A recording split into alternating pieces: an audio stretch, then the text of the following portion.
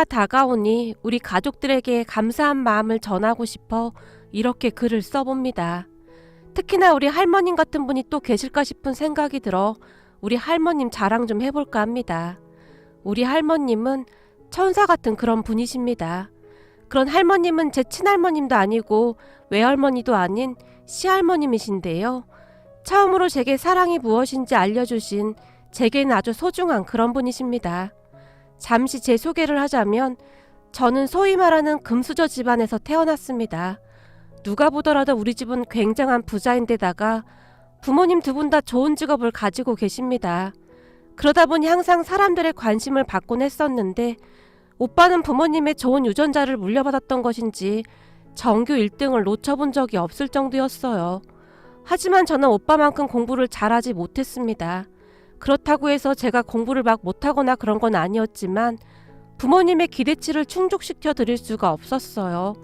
가족들은 그런 저를 못마땅해 했는데 부모님뿐만 아니라 할아버지 할머니조차도 아유 우리 집안이 어떤 집안인데 난 살면서 이런 성적표는 본 적이 없구나 라는 말을 할 정도였어요. 가족들은 항상 그렇듯 저를 밀어냈고 저 또한 그런 가족들 틈에 감히 낄 수가 없었는데요. 아마도 저는 그런 가족 안에서 사랑을 배우기보다는 항상 치열하게 경쟁해야 살아남을 수 있다는 것을 배웠던 것 같습니다. 물론 물질적으로는 부족한 것이 없었습니다. 부모님은 모든 것을 아낌없이 지원해 주셨으니까요. 하지만 사람이 살아가는 데 있어 물질적인 것만큼이나 중요한 게 가족의 사랑인데 저는 항상 그 사랑에 목말라 있었던 것 같습니다. 그렇게 저는 학교에서도 집안에서도 거의 존재감이 없었는데요. 그러다가 대학에 들어갔는데 물론 아낌없는 지원을 받았기에 서울에 나름 이름 있는 대학에 들어가긴 했지만 부모님이 원하시던 의사나 뭐 그런 것들은 제게 있어 어림도 없는 노릇이었어요. 그것도 부모님의 엄청난 투자로 어렵게 들어갔으니까요. 대학에 가서도 자유롭지 못했는데 모든 것을 부모님이 다 통제할 정도였고 적성에 맞지도 않는 공부를 또 해야만 했어요. 다른 친구들을 보면 친구들과 어울려서 여행도 다니고 동아리 활동도 하고 나름 캠퍼스의 낭만을 누리는 듯 했는데 제 대학 생활은 고등학교의 연장선이라는 생각이 들 정도로 여러 학원을 다니며 오히려 고등학교 때보다 더 열심히 공부를 해야만 했습니다. 그러한 것을 불평하는 저를 보며 누군가는 아쉬울 게 없으니 배부른 소리 한다 라는 말을 한 적도 있었어요. 하지만 이게 말이죠. 사람이 숨 쉴 틈이 있어야 하는데 제게는 그 숨 쉴 틈이 없다는 것이 가장 큰 문제였어요. 그러다가 어느 날 대학 선배가 제게 말을 걸어왔는데 넌 항상 뭐가 그렇게 초조하냐? 그리고 왜 그렇게 종일 쫓기는 거야? 라고 물었어요. 그 말에 제가 딱히 할 말을 찾지 못한 채 제가 공부를 잘 못해서 해야 할 게 많아서요. 라며 기어들어가는 목소리로 대답했는데요. 뭐? 공부를 못해? 야 임마 공부를 못하는데 우리 학교를 어떻게 들어왔어? 너 정도면 훌륭해. 그러니까 너무 그렇게 조바심 내지 마. 우리 할머니가 그러시는데 인생 그거 별거 아니라더라. 그냥 행복하게 살면 되는 거래. 선배가 저를 보며 활짝 웃었어요. 그런데 그 남자 선배의 그 한마디가 제 머릿속을 아니 가슴속을 크게 울렸는데요. 아무래도 살면서 제게 그러한 말을 해주는 사람이 없었기에 그냥 단순한 그 한마디가 제게는 크게 와닿았던 것 같습니다. 그 뒤 그 선배가 제 옆을 계속 맴돌았는데 이래저래 이야기를 하다 보니 저도 모르게 그 선배에게 마음이 가게 되었어요. 물론 선배도 제가 마음에 들었으니 계속 제 곁을 맴돌았던 것이겠죠. 그렇게 우리는 아주 천천히 연인이 되어갔는데 선배와 만나면서 제 생활도 많이 달라져 갔어요. 그러다 보니 부모님과 트러블도 더욱 잦아졌고 집에 들어가면 부모님의 성화에 지쳐만 가고 있었어요. 그러던 어느 날 가족들과 약속이 있었는데 제가 그곳에 가지 않았답니다. 그러니까 제 미래의 남편감이었다고 해야 할까요? 그 사람과 함께 식사하는 자리였거든요. 제가 대학을 졸업한 뒤 그 사람과 함께 유학을 가기로 되어 있다고 했어요. 물론 그 모든 것은 부모님이 이미 결정해 놓은 것이었고 저는 부모님이 시키는 대로 하기만 하면 되는 것이었어요.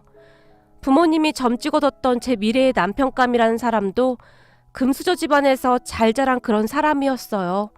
하지만 저는 그 사람에게 어떠한 감정도 없었고 부모님들끼리 약속한 정략 결혼이었기에 제가 사랑하지도 않는 사람과 절대로 결혼하고 싶지 않았습니다. 물론 그렇게 결혼을 했다면 평생 부유하게는 살 수 있었겠죠. 하지만 저는 결혼만큼은 그렇게 끌려가듯 하고 싶지가 않았어요. 거기다 대학에 가서 남자친구를 사귀고 난 뒤부터는 더 그러한 마음이 들었던 것 같아요. 결국 저 때문에 화가 날띠로 난 부모님이 우리만 안 들을 거면 당장 짐 싸서 나가. 네가 그동안 편하게 살아서 잘 모르나 본데 세상 살기가 얼마나 힘든 줄 알아? 밖은 지옥이야. 감히 네가 우리 말을 거역해? 라며 제게 소리를 질러댔어요. 예전 같았으면 그런 부모님을 보며 벌벌 떨며 잘못했다고 빌었겠지만 그때쯤 저는 예전과는 많이 달라져 있었는데요. 알겠어요. 저도 더 이상 엄마 아빠 꼭두각시로 살기 싫어요. 라며 제가 대들었고 곧 집을 나가려고 했는데 그런 저를 보던 엄마가 윤수지, 너 잘 들어. 지금 나가면 너 정말 끝이야. 알겠어? 저를 노려보며 소리쳤지만 엄마 아빠한테 부끄러운 딸이니까 저만 없으면 다들 행복하잖아요. 어차피 저는 엄마 아빠한테 필요 없는 존재 아닌가요? 그러니까 다들 행복하게 사세요. 라며 순식간에 집을 나와버렸어요. 지금 생각해봐도 저한테 그런 용기가 어디서 났는지 모르겠지만 그때 당시에는 집을 나오는 게 최선이라는 생각뿐이었어요. 그 선배, 그러니까 남자친구 말처럼 조금이나마 행복하게 살고 싶어졌거든요. 그 모습을 보며 부모님이 경기를 하다시피 했지만 저는 그렇게 독하게 마음먹고 집을 나와버렸습니다. 그 뒤 남자친구에게 전화를 했고 놀란 남자친구가 제가 있는 곳으로 단숨에 와줬어요. 그때 남자친구를 보는데 어찌나 눈물이 나던지 한동안 눈물만 흘렸습니다. 그 모습을 보고 있던 남자친구가 계속 이러고 있을 수는 없으니까 일단 우리 집으로 가자 라며 조용히 말을 했는데 뭐? 오빠네 집으로? 부모님도 다 계신데 어떻게 그래. 나 가지고 있는 돈 조금 있으니까 그걸로 잠잘 곳 좀 알아볼게. 네가 세상 물정을 잘 모르나 본데 모텔 이런 곳 여자 혼자 위험해서 안 돼. 그러니까 그냥 우리 집으로 가자. 잠깐만 기다려봐. 내가 부모님께 연락해 놓을게. 라며 남자친구가 집에 전화를 했어요. 그러더니 잠시 후에 잘됐다. 부모님이 너 데리고 오래. 우리 식구들 다 좋은 사람들이라 걱정할 필요 없어. 그리고 당분간은 내 동생 방에서 지내라고 하시네. 라며 저를 데리고 남자친구 집으로 갔어요. 남자친구 집은 그냥 평범한 그런 집인 것 같았어요. 그곳에서 가장 마음에 들었던 부분이 있었는데요. 남자친구 가족들은 수시로 대화를 많이 했는데 집안의 웃음소리가 그치질 않았어요. 남자친구에게는 여동생이 한 명 있었는데 여동생 성격도 참 밝고 좋아 보였어요. 거기다 남자친구 부모님은 제게 어떠한 질문도 하지 않았는데 우선은 우리 딸 방에서 지내면 될 것 같은데 괜찮겠어요? 라고 물었어요. 저 때문에 괜히 불편할 것 같은데요. 저는 그냥 거실에서 지내도 됩니다. 제가 급히 말을 했지만 옆에 있던 남자친구 여동생이 전 괜찮아요. 우리 할머니랑 같이 자면 되니까요. 평소에도 할머니 옆에서 자는 게 습관이 돼서 전 아주 좋아요. 라며 할머니의 팔에 매달렸어요. 남자친구 부모님은 할머님을 모시고 사셨거든요. 그렇게 저는 여동생 방에서 지내기로 했고 한동안은 잘 지내고 있었어요. 아마도 부모님은 제가 바로 들어와서 무릎 꿇고 빌 것이라고 생각을 하셨던 것 같은데 며칠이 지나도록 제가 집에 들어가지 않자 저를 찾아 나섰고 사랑까지 써서 여기저기 수소문을 하다가 어떻게 알았는지 제가 남자친구 집에 있다는 사실을 알고는 기겁을 한 채 남자친구 집으로 쫓아오셨어요. 그 뒤 난리가 난 건 말할 것도 없었고요. 남자친구 집에 들어서자마자 엄마가 우리 딸 어딨어요? 라며 남자친구 엄마를 노려봤어요. 우선 진정 좀 하시고 앉으세요. 수지는 그동안 우리랑 잘 지냈습니다. 그러니까 걱정하지 마세요. 남자친구 엄마가 정중하게 말을 했어요. 뭐요? 진정? 지금 우리 딸이 당신네 집에서 지내고 있는데 진정하라고? 당신들도 딸이 있으면서 남의 귀한 집 딸 데려다가 지금 뭐 하는 짓이에요? 그리고 우리 수지는 결혼할 사람 따로 있는데 그쪽에서 알기라도 하면 어쩌려고 이런 짓을 하느냔 말입니까? 엄마가 소리를 질렀는데요. 평소 교양 있는 척은 다 하고 살던 엄마의 모습은 온데간데 없었고 그저 마구마구 소리만 질러댔어요. 그 소리에 제가 방에서 나왔는데요. 윤수지, 너 지금 제정신이야? 너 이러고 다니는 거 민준이 집에서 알기라도 해봐. 도대체 어쩌려고 이래? 착하기만 하던 네가 어쩌다 이렇게 된 거니? 다 쟤 때문이지? 제가 널 꼬신 거지? 라며 제 팔을 잡아 끌기 시작했어요. 난 안 가. 난 여기가 좋아. 다시는 집에 안 들어갈 거야. 그리고 엄마 아빠가 정해놓은 사람이랑 결혼도 안 할 거야. 난 그 사람 사랑하지도 않아. 근데 나보고 그런 사람과 결혼하라고? 제가 엄마의 손을 세게 밀쳐버렸어요. 그 바람에 엄마의 얼굴이 새파랗게 질려버렸는데 너 지금 이 사람들 말에 현혹돼서 이러나 본데 너 잘 들어. 저 사람들 네 돈 보고 이러는 거야. 아니지? 우리 돈 보고 이러는 거라고. 그러니까 빨리 집으로 가자. 다시 제 팔을 잡아 끌었지만 제가 다시 한번 엄마의 손을 뿌리쳐 버렸습니다. 난 절대 안 가. 그동안 한 번도 행복한 적이 없었어. 엄마 아빠한테는 말 잘 듣고 공부 잘하는 오빠가 있잖아. 앞으로 오빠랑 행복하게 잘 살면 되잖아. 그리고 난 엄마 아빠 재산에 관심도 없으니까 난 없는 셈 치고 살아. 라며 제가 부모님을 노려봤어요. 그리고 그 순간 아빠가 제 뺨을 올려붙였는데 그 모습을 보며 남자친구네 할머님이 저기 화가 난 건 알겠는데 남의 집에 와서 이러는 건 아니지 않습니까? 그리고 수지도 어른인데 스스로 생각할 수 있게 해줘야죠. 여기서 지내다가 집에 가겠다고 하면 돌려보낼 테니 우선은 그냥 돌아가십시오. 남자친구 할머님이 저를 감싸는 채 말했어요. 그런데 그 말을 들은 아빠가 당신들 우리가 어떤 집안인 줄 알고 이러는 거야? 내가 당신들 가만 안 둘 거야. 라며 남자친구 가족들을 노려봤어요. 그런 아빠의 말에 남자친구 아빠가 우린 그저 수지가 지낼 곳이 없다고 해서 재워준 것밖에 없습니다만 수지도 어른인데 생각할 시간을 좀 주시죠. 그렇게 몰아붙인다고 될 일이 아닙니다. 때가 되면 집으로 돌아갈 겁니다. 라고 단호하게 말했어요. 너 잘 들어. 지금 우리랑 같이 안 가면 우린 앞으로 너 안 볼 거야. 너 학비부터 모든 지원 다 끊을 테니까 그런 줄 알아. 그러니까 넌 앞으로 우리 딸이 아니라는 거야. 아빠가 무서운 표정으로 저를 노려보며 말했고 그런 아빠의 얼굴을 보며 순간 무섭긴 했지만 저는 절대로 집으로 돌아가고 싶지가 않았어요. 난 안 가요. 절대 안 갈 거예요. 집에만 가면 가슴이 답답해요. 밥을 먹어도 소화가 안 돼서 맨날 소화제 먹고 있었는데 엄마 아빠는 그런 것도 몰랐죠? 엄마 아빠한테 저는 그냥 꼭두각시 인형이었으니까요. 근데 이제는 그렇게 안 살 거예요. 더군다나 사랑하지도 않는 사람과 결혼은 절대 안 할 거예요. 라며 저도 지지 않고 소리쳤고 그래 우린 이제부터 딸 없는 셈 치고 살 거니까 우리 찾아와도 너 절대 안 받아줄 거다. 그러니까 너도 우리 찾지 말거라. 라며 아빠가 나가버렸고 엄마도 그 뒤를 따라 나가버렸어요. 그럼 부모님을 보며 한동안 눈물만 흘리고 있었는데 남자친구 할머님이 그런 저를 데리고 할머님 방으로 들어가서는 울고 싶을 때는 그냥 울어도 돼. 이 할미가 여기 있을 테니까 한바탕 울어. 울고 나면 속이 좀 편해질 거야. 라고 말을 했고 그런 할머니의 말에 제가 눈물을 펑펑 쏟았어요. 그렇게 시간이 얼마나 지났을까요? 지쳐서 잠이 들었는데 눈을 떠보니 할머님이 제 옆에서 주무시고 계셨는데요. 팔로 저를 꼭 안고 계셨어요. 아마도 그때부터 할머님과 저는 둘도 없는 단짝이 되었던 것 같아요. 마치 아주 오래전부터 그냥 우리 할머니였던 것처럼 말이죠. 저는 살면서 그렇게 따뜻한 품은 처음이었던 것 같아요.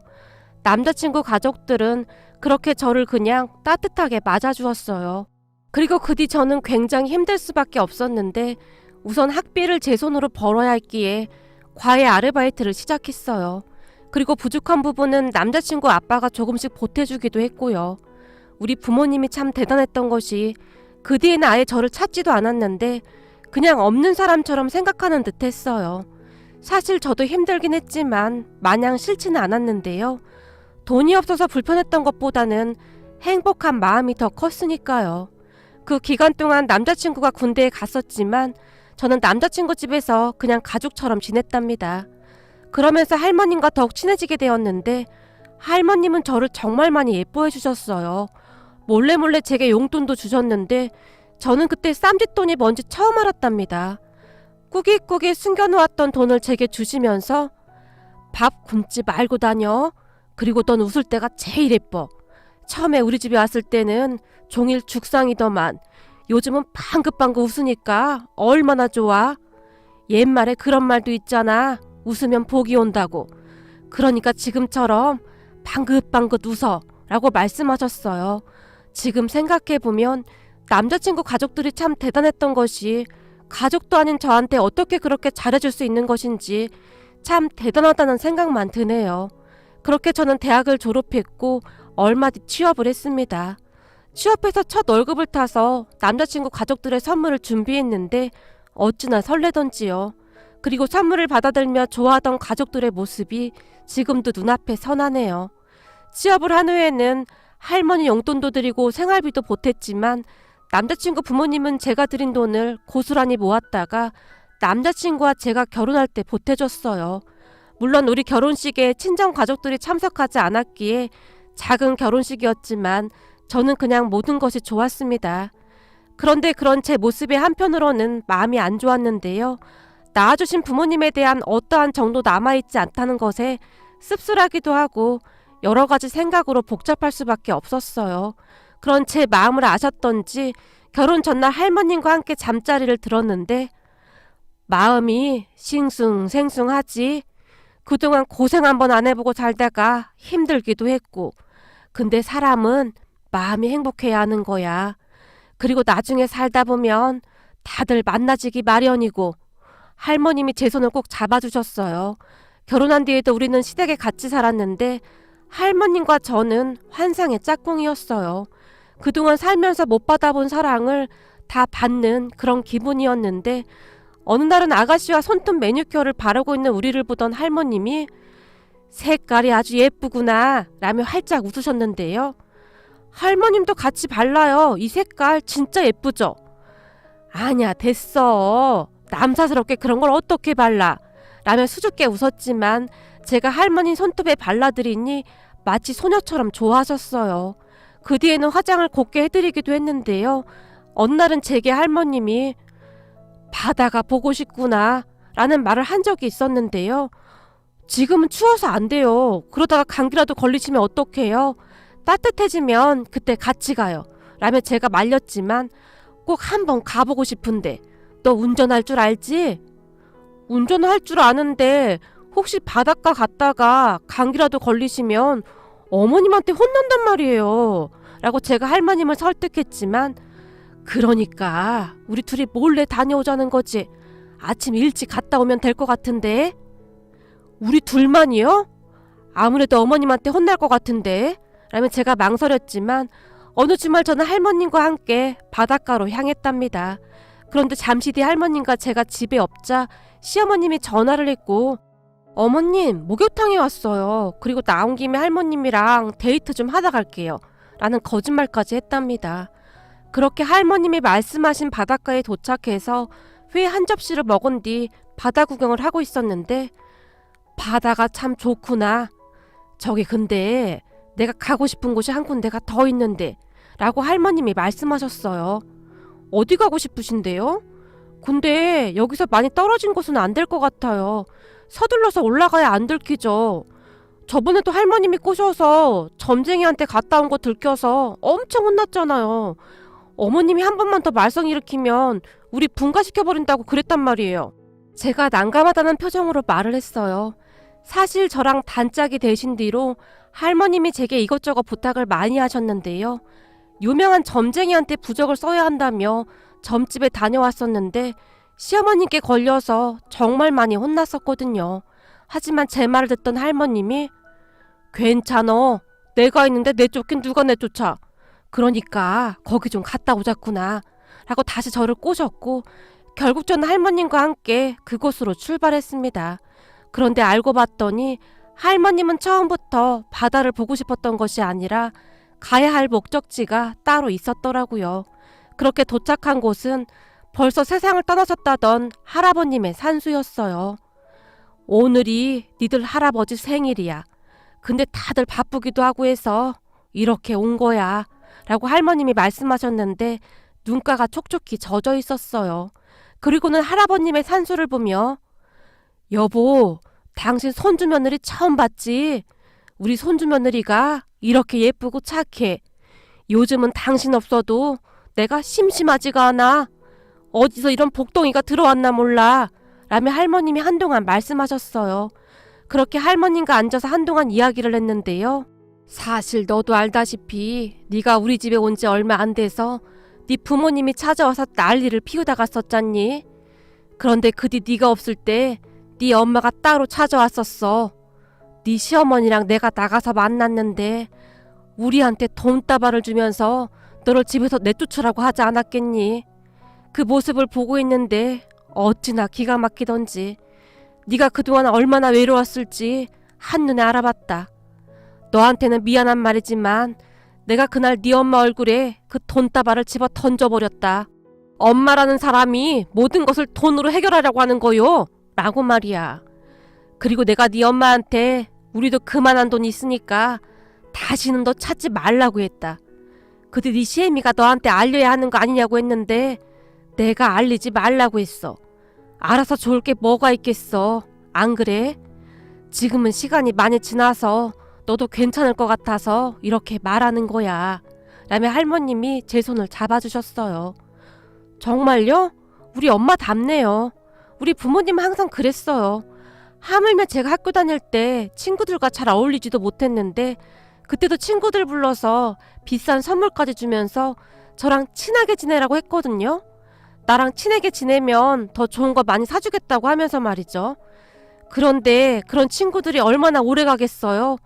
저는 더 외로울 수밖에 없었는데요. 우리 엄마 앞에서는 잘하는 척 하던 친구들이 돈 많다고 자랑하냐? 라면 더 힘들게 했거든요. 라고 제가 말을 꺼냈는데 그때 생각이 나서 다시 울컥하게 되었어요.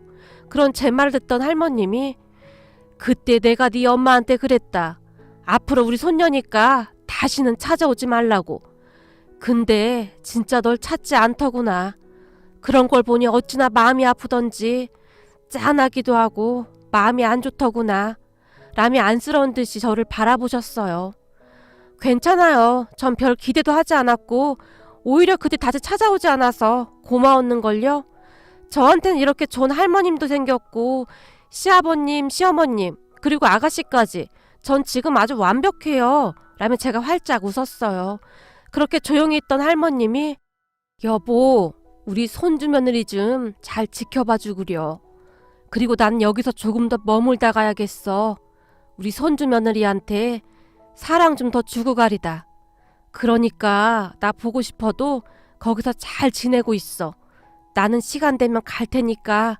라며 산소를 보며 홀로 중얼거리듯이 말씀하셨어요. 그 뒤 우리는 할아버님 탄수에 조금 더 있다 집으로 올라왔는데요. 갑자기 찬바람을 쐬서 그랬는지 할머니께서 결국 감기에 걸리셨고 저는 시어머님께 등짝을 내드려야만 했습니다. 아이고 내가 못 살아 진짜. 아니 거기가 어디라고 거기까지 다녀와. 라며 시어머님이 화를 내셨거든요. 아니 전 할머님이 하도 바다가 보고 싶다고 그러셔서 저도 어쩔 수 없었어요. 그래도 할아버님 산소에 다녀와서 정말 좋았어요. 라며 제가 활짝 웃었는데요. 그런 제 말을 듣던 시어머님이 우리 아버님이 생신날 혼자 외롭진 않으셨겠네. 그래도 너라도 챙겨서 얼마나 다행이니. 조용히 말씀하셨어요. 그죠? 우리가 안 갔음 할아버님께서 얼마나 외로우셨겠어요? 라며 제가 어깨에 힘까지 주면서 말을 했는데요. 제 말에 시어머님이 그저 피식 웃으셨어요. 암튼 너 때문에 요즘 어머님이 밝아지셔서 다행이긴 해. 근데 그렇게 멀리 갈 때는 미리 말이라도 해. 내가 집에서 얼마나 걱정했는지 알아? 라며 시어머님이 저를 노려봤지만 할머님이랑 저랑 둘만의 비밀이라 말하면 할머님한테 혼나는데. 뭐야? 그래서 또 그러겠다고? 너 또 그랬다가는 니들 진짜 분가시킬 거야. 시어머님이 다시 저를 노려보며 말했어요. 어머님, 우리 집에서 할머님이 서열 1위시잖아요. 근데 할머님이 절대로 우리 안 쫓아낸다고 했는걸요? 라며 제가 자신만만하게 웃었는데요. 아이고 말이나 못하면 믿지는 않지. 서열 1위랑 단짝이라 아주 좋겠구나. 시어머님이 다시 큰 목소리로 말했지만 우리 옆에서 열심히 귤을 까먹던 신우이가 언니 말이 맞지. 비밀을 공유하는 사람이 어딨어? 라고 말을 했는데 그런 신우이의 말에 시어머님이 단숨에 귤 껍질을 신우이 얼굴에 던지시더니 넌 그냥 먹던 귤이나 먹어 이거사. 도대체가 집안에 내 편이 하나도 없어. 라며 고개를 절레절레 흔드셨어요. 저는 이러한 모습들을 보고 있노라면 마음이 참 따뜻해지는데요. 제게도 진정한 가족이 생긴 것 같아서 그렇게 행복할 수가 없답니다. 앞으로도 우리 할머님과 여행도 다니면서 이것저것 해볼 것이 참 많은데요. 우리 할머님이 건강하게 오래오래 우리 곁에 계셔주셨으면 하고 간절히 바라봅니다. 사연을 부탁해 시청자 여러분, 새해 첫날입니다. 2020년 한 해 동안 많은 관심과 사랑으로 참 벅찬 한 해를 보냈습니다. 항상 부족하기만 한 저희 채널을 응원해주시는 모든 분들께 다시 한번 감사 인사 올리며 2021년 새해 첫날을 맞이하여 사연을 부탁해는 항상 초심을 잃지 않고 건전하고 밝은 영상을 만들고자 노력하는 채널이 될 것을 다시 한번 약속드립니다. 2021년에는 모든 분들이 건강하시고 행복하시기를 간절히 바라봅니다. 시청자 여러분, 새해 복 많이 받으세요.